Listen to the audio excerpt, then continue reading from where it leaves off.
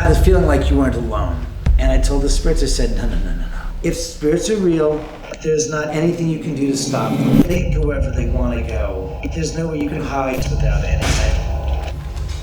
You're literally talking about these things and they start happening. Yeah. Welcome to my world.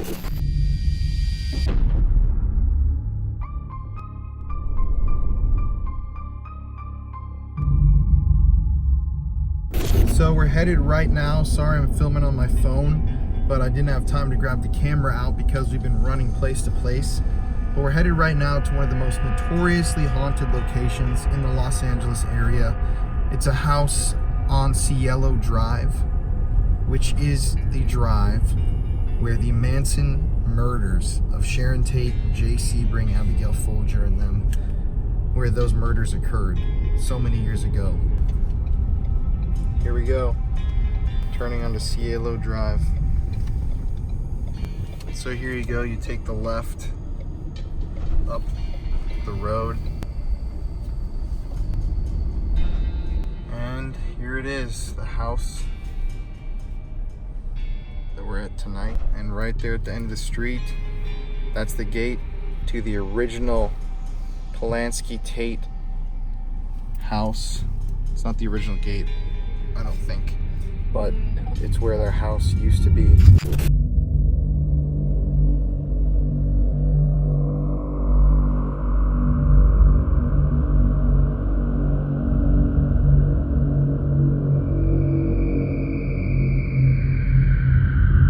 All right, my name is David Oman. I live in what has been called the Mount Everest of haunted houses and the D-Land for the dead. The reason why I say D-Land is because I cannot say the word that it is because of copyright infringement issues. But that's the house that I built in, which is also known as the Oman House, which is about 150 feet down the driveway from Sharon Tate, and 4 others were brutally murdered 50 years ago in 1969. What's the history of this property right here? The history of this property was 50 years ago, there was nothing here. It was just a vacant piece of land. My father found the lot in November of 1998. We came out here and we saw the property was in foreclosure. My father found out that the property would have been buildable except for some minor issues, and we discovered how to remedy those issues and proceeded to build the house and finished the house in 2002. And I moved in, so I've been here now for 17 years. Can you just explain in just very short terms?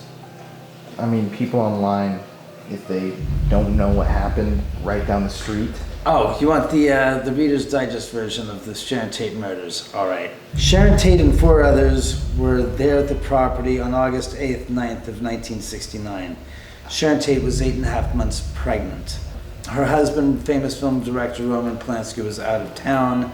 She had her friend Abigail Folger, heiress to the Folgers coffee empire, and her boyfriend Wojciech Frykowski, who was Roman Polanski's dear friend, staying at the house because Roman was afraid that if Sharon's water broke, that by the time the ambulance would arrive up here to the house, it would be way too late.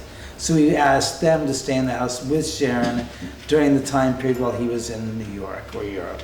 Their friend Roman Polanski's, Sharon Tate's ex-fiancé, Jay Sebring, who lived up the street, was also there that night. He lived up at 9380 Easton Drive, and he was out to dinner with them. Then Stephen Parent, the 18-year-old high school student who was visiting the caretaker, was there. As we would say, he was the wrong place at the wrong time. And they were all 5 people brutally murdered by the Manson family members at the end of the drive from my house. At the time, there were only 2 houses here. There was the house next door and the 2 houses down, and this house was not there. And so this road right outside the house is the same road Tex and everybody took that very night.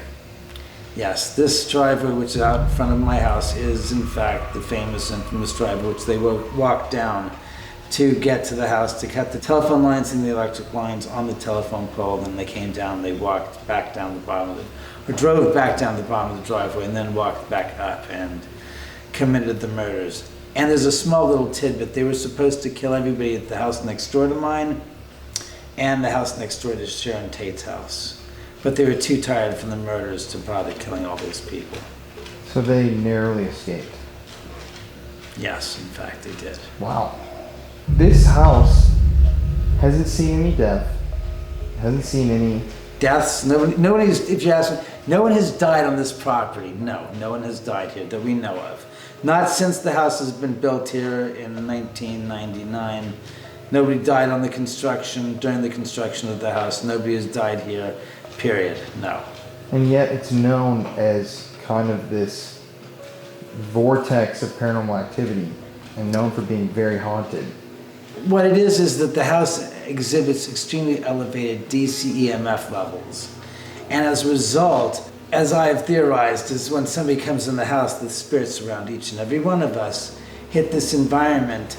You come through the threshold, those spirits jump off and they can start to do things because if you remember the movie Ghost, Swayze was talking with his mentor spirit guide. He said, to make an object move, you have to focus all of your energy on it and make it focused in there and make it explode into it. Well, in this house, they don't have to do so much of that. It's pretty much an easier type of a go at it. Meaning that the energy here is so elevated that instead of them having to focus their own energy, they can drive their own energy off of the environmental energy that's here and make things happen. And as I say that, we've had a glass of wine at the dining room table, slide across the table 7 or 8 inches with wine inside of it, cascading from side to side. And I was like, okay, I've seen everything. We've had object support from one room to the other. We've had objects like a Pelican briefcase open and close the lid several times in front of people. We've had the figurines in the other room behind me thrown and knocked over repeatedly. We've had a glass of wine thrown. We've had video of the teddy bears in the UCLA man cave get knocked over. Chairs, there was a chair that went from the den into the living room. Stuff just happens. It really happens quite honestly on regular without any type. Fee? Let me Fee? see what that was. She can't be in there because There's nobody in there except for the dog just came in. the dog came in and Fiona's sitting on the couch next to me.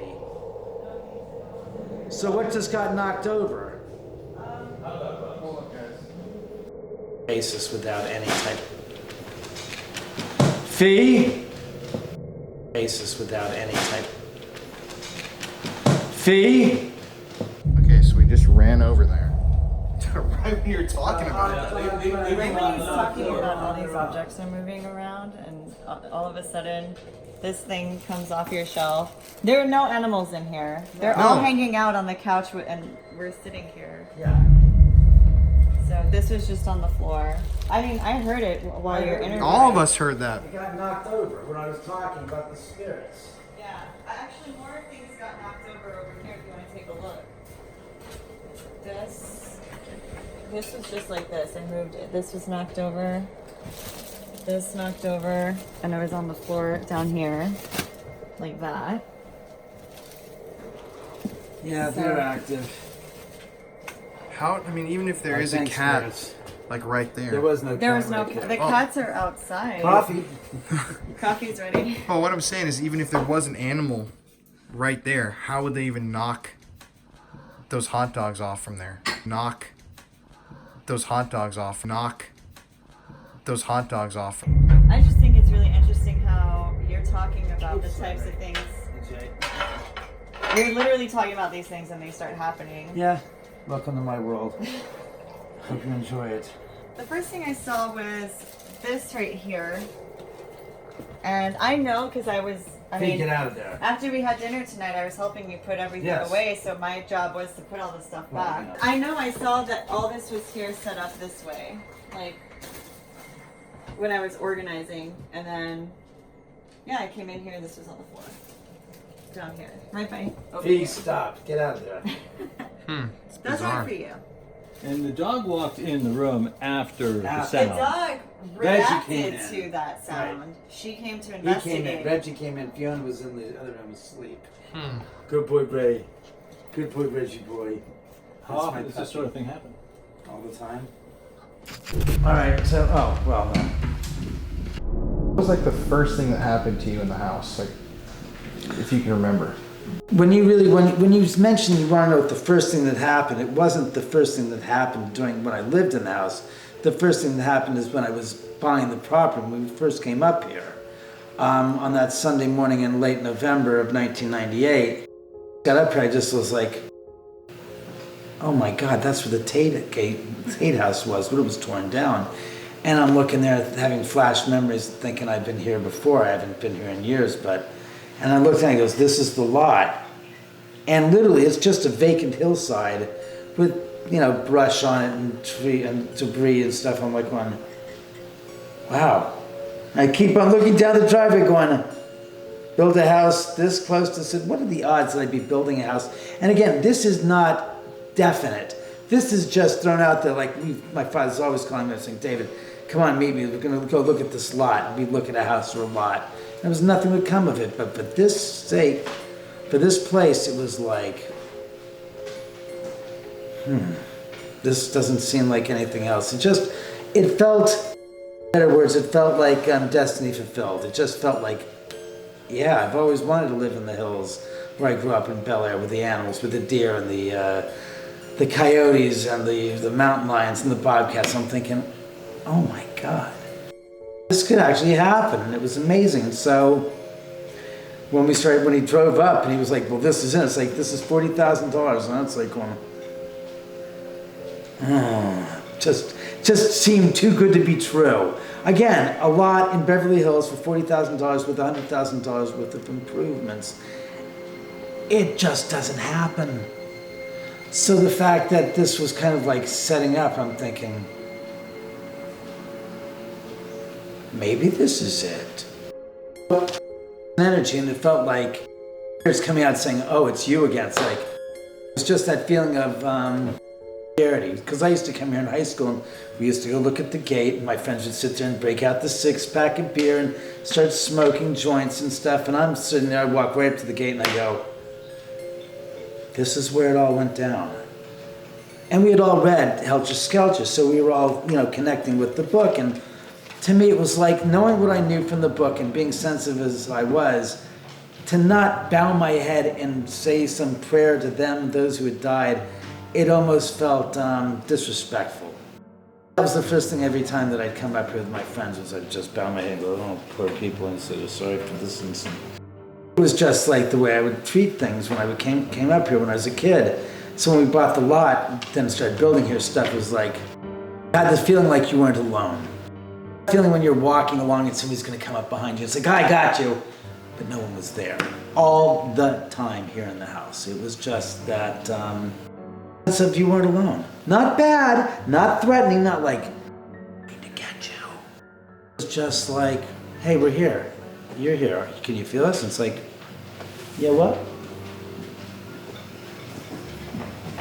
That's strange. I could have sworn I heard footsteps or just felt the wind blow right by. Because remember, the walls weren't up, the floor was down, and you just felt like a gust of wind, like somebody's walking up to you. You could feel that energy, and it was like there's no one there. And the laborers had problems with tools moving from one room to another. The next day, they would say, David, did you move the skill saw from the 3rd floor? And then they'd find it in the 2nd floor in a closet. That stuff just never stopped happening. And they'd ask me, it's like, why would I move your where you left them is where you, no, they're not there, they're upstairs, they're different. It's like, basically during the construction. And then about 6 months before we were done, I summoned the laborers right behind you on where the dining room table is and asked them if anybody had some strange experiences. And one guy says, yeah, 6 months earlier, middle of July, I'm in the 3rd level, I'm working. The doorway, which is now there, wasn't, it was all open, so it was an 8-foot high, it was a 12-foot high door expanse, 8 foot wide, where it came down to the landing. And he says he heard footsteps coming from the top floor. So he came looking around the top floor, there's no one here. He goes outside, he looks, and he says, it's 6 o'clock, there are no cars here, it's empty. And I said, yeah, summertime, I've come up here at 7 o'clock and the place is desolate. And he goes, yeah, it was empty. So he says, I don't get it. So he goes back downstairs, starts working. 5 minutes later, voices and footsteps from the top floor. Comes running upstairs, looks around, nobody. He said, that's it. Goes back downstairs, starts packing his bags in the 3rd level guest bedroom. And he says, all of a sudden he hears footsteps coming down the spiral staircase. He says there were leather-soled shoes hitting the wooden treads that were making up the staircase. And he says they were getting louder and louder and louder till it got to the very bottom and it stopped. And he came out of the room and he looked around at the base, at the bottom of the landing, and there's nothing there. And he's 10 feet away from it. He says, and then it happened. This ice cold, as he described, like an ice cube, about 2-inch wide ice cube comes whizzing across the nape of his neck, below the hairline and above his shoulders. And all of a sudden he says the hairs on his body stood straight up and he screamed, Dos míos, ya me boy, and took off, and he didn't come back for 6 weeks. What was that noise? Yeah. Everything keeps happening in the kitchen. And They're I around. just walked over there. Sam Yeah. just went in there to check it out. yeah, I noticed. Yeah. To the house. Was this open? Right when you start talking about it. Oh no. I came in here, I found this open. Was this open before? No, that was not open. This is open when I came in here. It heard like... Hey, David, does this cabinet open and close on its own usually? No. Lights flickering is just so ominous too.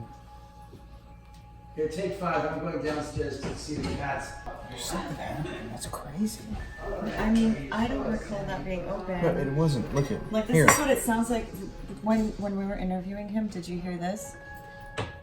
Yeah, it was something exactly like confirmed in the scene, in the moment, right here. There you go, Jay.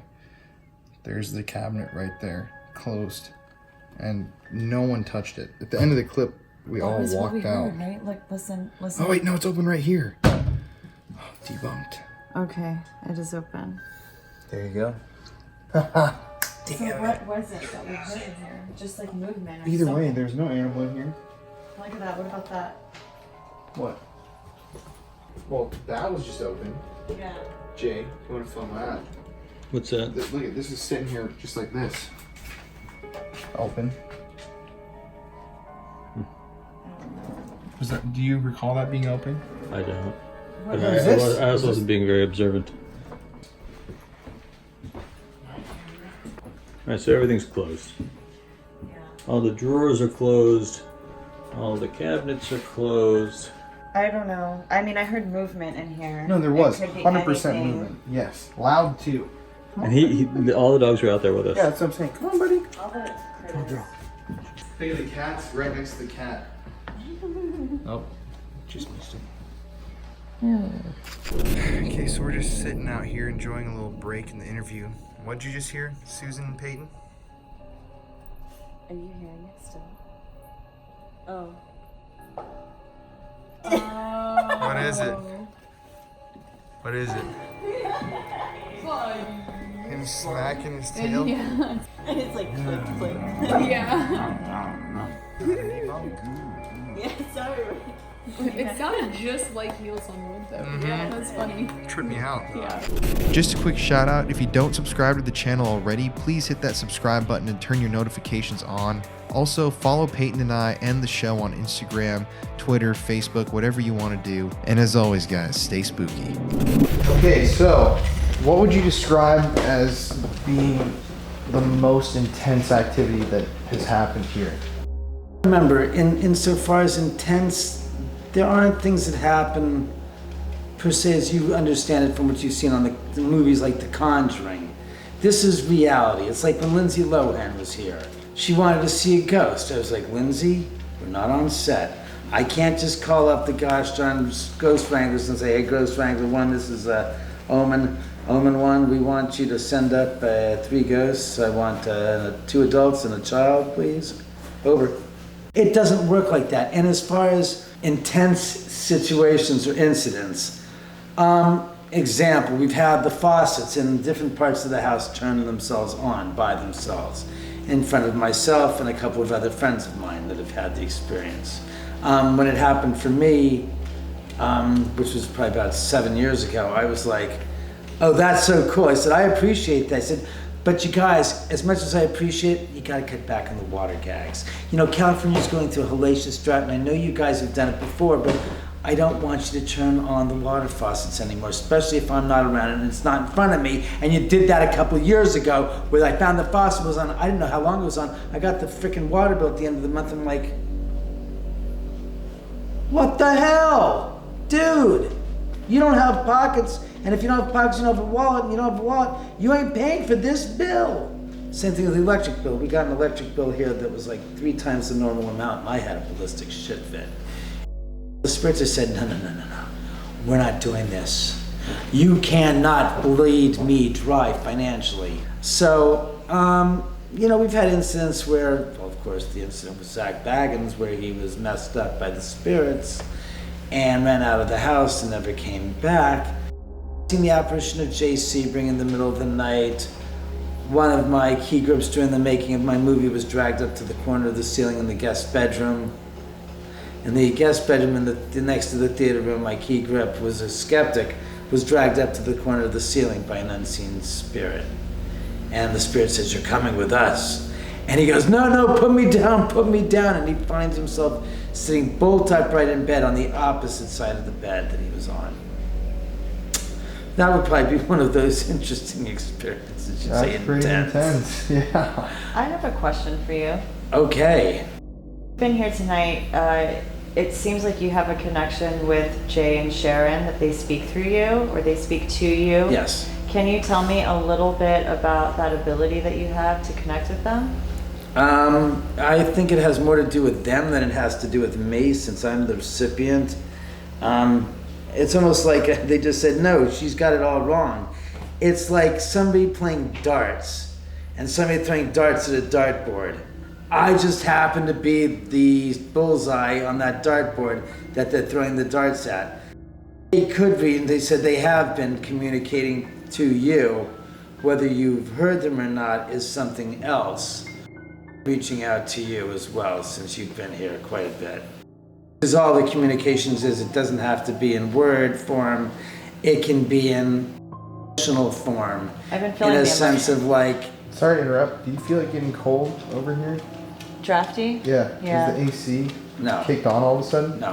So it's gotten like. It's the air. That's just the air in the house. But like the first time I felt It's this got the really whole cold. time in here, yeah, it got like distinctively cold. No, I just felt it again. It's getting really cold. There's Yeah, a cold, I just it's a felt cold that. spot that's coming through. There's spirits that are coming through, and you got a breeze possibly as well. But it's present, yeah. I mean, Like I said, shock- that's right here. I haven't felt Yeah, that. it's coming back behind me this way. Oh. I felt it coming back behind me this way. Mm-hmm. Unless it's come through the door and coming around. They're present. But Sorry they're to interrupt that communicating. No, question. they're communicating with you, Susan. They're letting you know. They're giving you information, is what they said.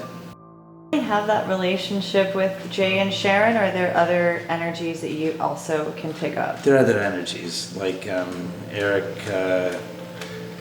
Weiss, or Harry Houdini, aka Harry Houdini, has been around me since I was a kid. And there are other spirits that are also around. But yeah, I just like I said, I can hear stuff. And I said, we've had other stuff that's happened, like the voices that have been recorded in this house. Recorded voices, just people, you just walking around, you hear voices now. Not like that. That's the cat. I'm saying to you, I've got so much evidence captured in this house. It's very interesting. But you think that a lot of times Sharon and Jay are two of the main spirits that are around? Would you say? I wouldn't say there's such a thing as main spirits around. There are 1,000 spirits here. Plenty of spirits that are visiting and walking through. There's a little girl spirit named Gwendolyn, we've called her, that's visited, that's in the house here. Just countless the Native American spirits and the energies. So there's a lot more than just them.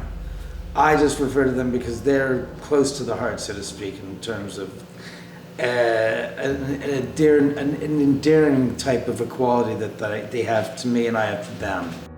It's just like I said, I hear a lot from them, but I hear and have seen plenty of other spirit activity here that has nothing to do with them. Because most of the time when you receive those messages, it seems like it has been from Sharon or Jay. Yeah, say well, that's also because you guys are here And I'll have to say it, there's certain individuals that spurn their curiosity. And when they feel like, when they take notice of somebody, they get quite chatty, let's say. It's like it's important, so it's like they'd like take over. It's like, okay, all right, and they're just there, they're just like pushing. Shut the right. It's just like I said, they're just very present. And there's a lot of other spirits besides them. They said, you're misconstruing. I said, they're the most vocal. There are other spirits that are also chiming in, that are also saying, hey, what about us? What about me? I'm hearing all these voices like, yeah, okay. And a lot of it has to do with a certain individual that's here this evening. That's all I have to say about that. I've got a question. Yes. Do you feel like you became intuitive No. essentially because of the house, or were you always that way?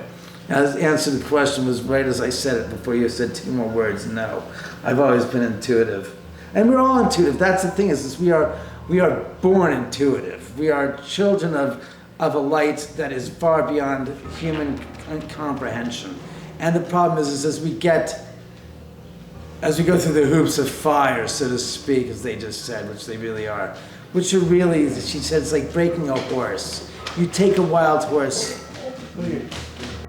Like I said, as we grow older, we basically get broken and you have blinders put on, so you stop seeing the paranormal occurrences that you were able to see as a child. So for some reason I never grew up, so I'm still a kid. Yeah. So blame me. That's why it is. A lot of people still have that ability. But there are a lot of people that have the gift, that abuse it, that lose the gift. Because there have been people around for years saying you have to have equal, what was the old saying? Oh, I can't give you a reading for free. There has to be equal exchange of energy. I'm like, says who? The universe is blind to money. I've been gifted since I was a kid, and I've been giving people on-spot readings for when I'm given information about that person on the moment, going, by the way, you need to hear this. How did you know that?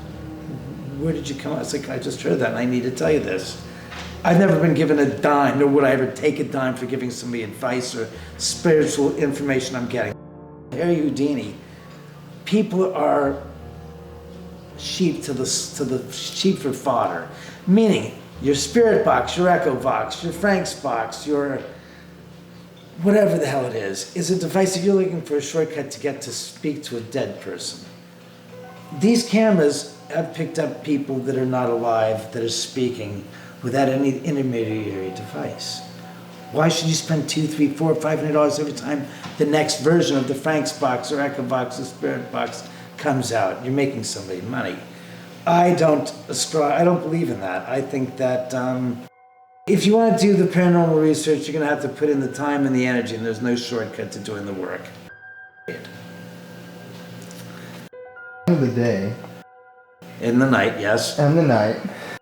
Expect when we investigate tonight, what do you expect to happen? Like, what form of activity would you say? Like, what's the most common? They said pussy. The first word I heard is pussycats. What the hell does that mean, guys? Pussycats. What about, I will feed the Yes, I will. Now stop giving me about it. Yes, I'll bring down some fresh water to them as well. Yes, I know. Yes, I assume the room's going to stink. Yes, I got all that. Thank you. What are you going to experience? A lot of fun. What can I say? I don't know. You'll experience what you'll experience. Your experience will be unique. Let's put it that way. Just say what you'll experience. I don't know. You already had the experience earlier without the cameras on. With the headaches, with the pressure, with the feeling of just pain and discomfort. They just say, does he want more of that? Well, do you? I mean, do you want more pain? I mean, you'll experience stuff that you will not be able to, won't translate well to television or to camera. Let's put it that way, but you'll experience it. But it won't be visually captivating to an audience. That you might have happen. Absolutely. What you want is you want physical evidence. Physical proof? Yeah, I guess. Yeah, he wants physical proof. No, don't scratch him for television purposes, guys. You've done that one before. It's a trick that's been done and it's hackneyed. That's something that's happened to you before anyways. Like, I have another question for you. Heard, you know, stories about the house, and a lot of shows have been here and shot. You know, I've spoken to Barry Tapp about it. I've heard your perspective on it. But that's where you're at now. What were your thoughts? How did you experience things in the beginning? Did you just hear the sound from over there? Mm-hmm. the dogs were also heading, like, curious. In the other room. Yeah. Something just knocked something in over there and made a tap. What? I just want to give a quick shout out to our patrons who are supporting the show on Patreon. They are getting some really cool benefits this month, and one lucky fan of the show is actually going to get a Polaroid that captured some paranormal evidence on it. I don't want to spoil it for you guys. I'm going to post the photos on our Instagram tomorrow, but one of the pictures we took at an abandoned nursing home ended up capturing something pretty strange on it, so shout out to all you guys, and if you want to become a patron, the link is in the description of the video below. Thanks again, and stay spooky. Had to be, you couldn't have expected that it was going to happen. I didn't have the cast for the Friendly of the Ghost responses of what you're after. Did I have a meltdown? No. Years with the property building it here. I didn't get scared because I saw a ghost. My attitude is you have more to fear from the living than you do the dead. First time I was in the house after we built it, I could see, I saw stuff. I could just see stuff out of the corner of my eyes zooming by, and just the presence, you could feel stuff. Nothing, it didn't escalate, nothing escalated. Like, this isn't like the Amityville Horror where today the walls started bleeding and this and that, and the next day there were flies on the windows. It wasn't like that. Spirits are just like unseen house guests, for lack of better words. They just manifest, they do stuff, and it's like, all right, guys, I got the picture, you're here. What do you want? Do you want something from me? See, I don't take this attitude of, oh my God, there's a ghost, because if you see an animal and it sees you, a wild animal, and you show any fear, it's going to sense that fear and it's going to come towards you and attack you. Why? Because you went from fear to prey. And when you're feared by an animal, they will not treat you as prey. But when you act fearful, you are inviting them in to attack you. Same with ghosts. I don't treat them any differently than an animal. Correction, I'm sorry. I don't treat them any differently than something that I do not understand, but respect and treat with respect, because it's like it happens. All right, so the spirit knocked over. I say, guys, please, would you mind not breaking anything next time? Okay, fine, we're good. There's nothing you can, because here's the point. Spirits are real. There's not anything you can do to stop them. If they're real, they can go to the top of Mount Everest, they can go to the bottom of the Marianas Trench. Where they want to go. There's nowhere you can hide. Lead skull case. You can hide in a gosh darn room with gosh darn rock salt all around the perimeter. The ghost is gonna go, pink Himalayan rock salt. Good choice, I like it. But I prefer Dead Sea salt better than this salt. They don't care. Saging. You think ghosts have noses? Come on. You're taking a ceremony from a Native American culture that you have nothing to do with, and you're appropriating it for your own benefit to make money off of. Again, if it's done without the intention behind it, it's meaningless. It's like Fright Night when Chris Sarandon said to Roddy McDowell in the infamous Fright Night #1, 1984, as Roddy McDowell is holding up the crucifix and Christopher Sarandon, the vampire, grabs it and says, "You've got to have faith for that to work, Mr. Vincent. You got to have faith." Meaning, the act of holding up a cross and not believing behind it is pointless. Same thing as saging. You're making a great smell, but God, you're doing nothing for a ghost. It's just my personal belief. Thanks, spirits. Much appreciated. There's been that sound going on. Yeah, they're here. The whole time. Also, the dogs walked over there at one point. They were trying to see what was going on. Yeah, what do you want from my house? You wanted spirits, they said. Well, we're giving you some more stuff for your show. So do you think that the stuff that happened at the end of the drive is or was kind of a catalyst for No. the activity here? Or No. completely unrelated? Unrelated. The fact that hadn't have taken place 150 feet down the driveway from me means the house would still be active with spirits. They just happen to be close by and they come over here to visit. And that's really about the sum total of it. They're here because the house has got tremendous EMF levels. They like the energy here. They enjoy the environment. They think it's, well, that too, Sharon, thank you. I allow them to stay here and I don't have a problem with them. And I have enough respect and understanding that, look, as long as I'm alive, that's a small percentage of my eternal soul where it will spend. If it's 5%, I will spend on this plane of existence, and 95% on the other side, as I said to Lisa Williams. I don't want to have my ass kicked around the universe for eternity because the spirits are upset that I kicked them out of my house when I was alive and living here for that small 5% of the time that I was here on this plane of existence. And she goes, well, that's what they like about you, letting them hang here. It's like your attitude. It's like, that's okay. I appreciate them being here. They're no harm to me. And furthermore, what am I going to do? Say a prayer or say something to try to move them on? It's futile and stupendously ignorant and asinine for humans to believe that you can control a spirit and tell them to go where to go. You've never been, you never will see it till you die. And that's my attitude about it. I don't have a problem with spirits. The humans, I have another story for. So this is kind of like a safe space for spirits, and they're probably attracted to this space because, I mean, you're able to perceive them. So they have a space that they can identify with now because the original residence has been rebuilt, right? Right. They tore that house They down tore it 25 down. years ago. Do you think that, what do you think about that? Do you think it just kind of displaced them, or they prefer this spot now over the new incarnation of that property? Well, Lisa Williams said something that she said that sometimes when a person or a location has a new person that lives in it that they're not, you know, they're kind of not pleased with, they will vacate and look for a location that's more amenable to them. That possibly is what took place. I'm flattered if that is the case. It's something I can't venture to guess to understand why it is that they are here. I'm pleased that they are. It makes me feel good that I've afforded them a safe harbor and a place for all the spirits to hang. To me, it's no sweat off of my back. Here hanging out, it's like, okay, that's cool. It's, you know, outside of the incidents when the television turns on or the lights turn on by themselves, or different little parlor tricks, as I call them. I find it offending at all. I find it just unique and interesting, and I appreciate it. And they protect me. They have always been there to protect me. I don't believe in the theory that they're demons. It's like somebody says they're demons. It's like, says you. And who are you?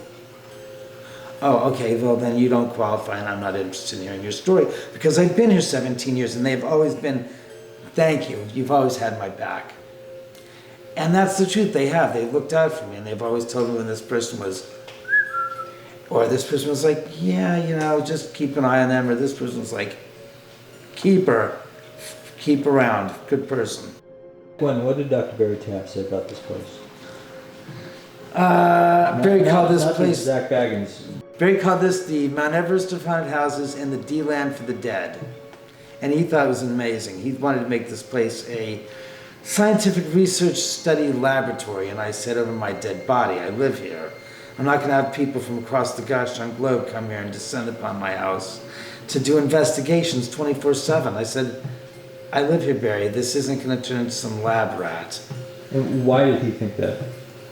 Barry thought that because the exceedingly elevated DC electromagnetic field levels present in the house. After investigating for a year and a half, he said this place was incredible.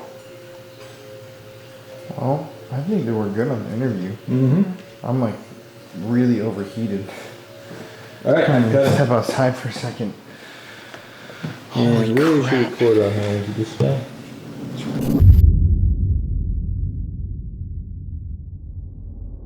It just dropped straight down, but it jumped out. Camera A, camera B, camera C. One of those would have captured that. There are different vortexes of energy here that are constantly shifting. Oh, my head, it's coming right between my eyes. It was off, right? Now it's on. He senses something. Oh, there it goes again. He does not. She's gone.